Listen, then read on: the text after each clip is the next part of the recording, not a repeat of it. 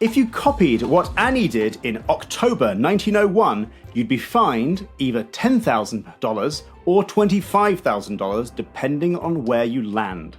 What is it? I'll ask again. If you copied what Annie did in October 1901, you'd be fined either $10,000 or $25,000, depending on where you land. What is it?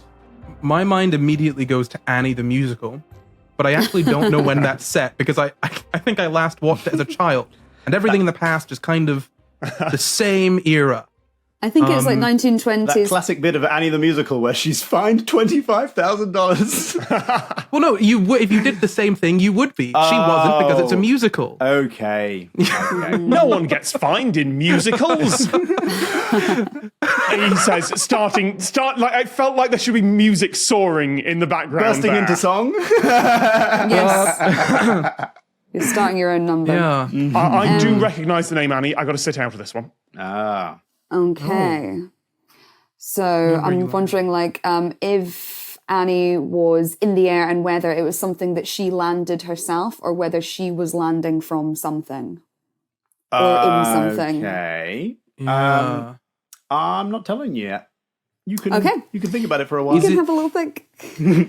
So Annie, Annie's landing, and if you were to do that, you would be fined a lot of money. Yes, depending on where you land. Is Annie a human? Annie is, as far as I know, a human, yes. Okay. She's not a bird. She's not a bird. Annie the famous pigeon. Not someone running around finding birds for $25,000. So is this some kind of, like, Annie flying some aircraft that's illegal in some countries but not others? I was thinking hot air balloon for some reason. Okay, I will give you this now and head you off. It is not flying any kind of aircraft. Okay. So it's jumping. Where is it illegal to jump? That sounds like a Tom Scott YouTube title. It's illegal to jump here. It is. That's fair. Let me get my red t-shirt and grey hoodie Just a quick out. side note. I was at a party with Tom recently and he kept on saying things that sounded like YouTube titles. Just in person, he was just spewing YouTube titles in the middle of just a normal conversation. Depending on where you land. So it's not flying. Yeah. If you jump on certain stars in the Hollywood Walk of Fame, do you get fined more, depending on how beloved the celebrity is? You might. That's You nothing might- to do it with may do, what we're but it's talking not about, but it might be the case. You can go stamp on Donald Trump's star and see what happens. Yeah, you get money if you do that. Yeah. I know Muhammad Ali's star is on the wall rather than the floor because he didn't want the name of Muhammad to be trodden on. Very Heard good. that, yeah. That's very nice. Yeah. It's utterly irrelevant to this question, but you know. Joke's on him when gravity decides to stop existing. Maybe you're landing on something endangered. It's somewhere where you're not supposed to be, obviously. So maybe you're landing on something endangered or a Depending on whether you decide to land on an endangered animal. It's $25,000 if you land on a leopard. It's $10,000 if you land on a rhino. I think the fine is least of your worries. Yeah. Yeah. Did you say where it was, Luke? I did not say where it was, but where it is relevant. So Luke, hold on. You said it's nothing to do with flying or aircraft. It is nothing to do with the definition of the word flight you're using there is not helpful to you. So it's not someone, say, jumping from an aircraft or anything to do with that. That's like going down the wrong track. That is going down the wrong track. Yeah, where you land is not landing any kind of vehicle. Oh my God! Hold on. Land. Is it to do with like I'm thinking gambling or something? Where? Well, Corey, what you do in your spare time, that's up to you. I don't just do it in my spare time, Luke. I do it when I should be working too. I do have the over-unders on who gets this question, by the way. They're, Very good, very good. That's why you sat. Lateral is now sponsored by instant gambling betting apps. So,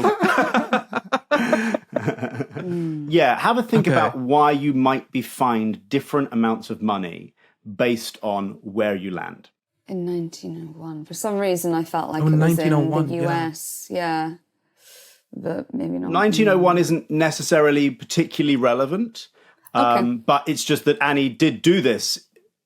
I mean, Annie did do this in 1901, yes, but like if you did it now, you would be fined these amounts of money. 1901. That's when Queen Victoria died, isn't it? Is that relevant? What else happened in 1901? I mean, maybe she was doing this because Queen Victoria died. I don't know. Oh. Am I right in saying, Luke, that those dollar amounts are not quite as different as they may appear? You are right in saying that, Tom. Yes, you are. Yes, if you assume that dollars are the same for each of those amounts, then you would be wrong. Oh my God! Hold on. Oh my God! This is going over Niagara Falls or something, right? And if you land in the U.S. or Canada, they have different currencies. Both dollars, Canadian dollars, American dollars. Spot on. Yes, that's it. Well done, Corey. Well done. So this is the story that Annie Edison Taylor was the first person to survive, crucially, jumping over the Horseshoe Falls at Niagara Falls, which she did in 1901 in October. She went over, she fell 160 feet in a large barrel, iconic, using a harness to stabilize herself and a mattress to cushion herself and 200 pounds of ballast to hold her upright. So the US-Canada border goes directly through Horseshoe Falls, and depending whether you land on the US side or the Canadian side, you will be fined $10,000 if you land in America, or 25,000 Canadian dollars if you land in Canada. And this is designed to discourage people jumping off of the Horseshoe Falls in a barrel. Wow. Man, things were really boring before we invented phones.